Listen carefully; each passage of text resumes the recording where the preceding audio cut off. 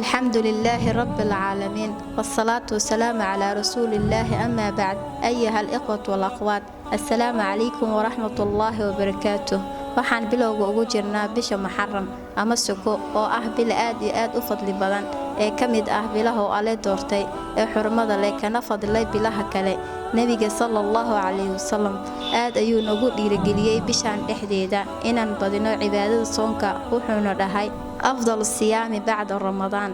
شهر الله محرم رواه مسلم نبي صلى الله عليه وسلم وحو dhahay soon waxa u fadli badan bisha Ramadaan kadib soonka la soomo bisha Muharram si gaar waxa ugu sii fadli badan bishan in la soomo maalinta Ashura oo ah maalinta tawnaad ee bisha Muharram maalinta Ashura waa maalin fadli badan oo soonkeeda nabiga sallallahu alayhi wasallam ku dadaali jiray soomida la soomayo maalinta Ashura waajib ma ahan laakiin waa suno aad u fadli badan dambi dhaafna lagu helayo qofkii sooma maalinta Ashura Allah waxa looga rajeynayaa inuu u dhaafo dunuubtii uu sameeyay sanadkii la soo dhaafay sababta loo soomayo maalinta Ashura waxay ku beegan tahay maalinta ay dhacday dhacdo weyn ee uu Alle xaqa ugu saro mariyay baadilka waa maalintii uu Ilaahay badbaadiyay Nabi Muuse iyo intii rumeysay halaagayna Fircoon iyo ciidankiisa Nabi Muuse alayhi salaam wuu soomay maalintaas shukrin oo Allah u shukrinayo nabigana sallallahu alayhi wasallam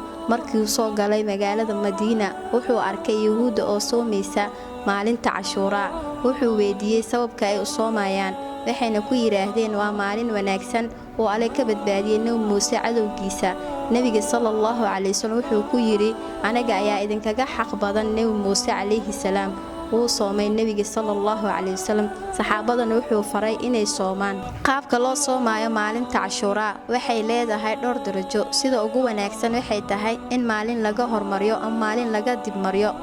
khilaafayo yahuuda oo soonta maalinka tawnaad ee Muharram qofkii halka maalin soomanay way u banaan tahay laakiin sida fadliga badan waa in hal maalin laga hormariyo ama laga gadaal mariyo waa wax aad u weyn hal maalin aad soontid in lagu dhaafo hal sano dambigaad gashay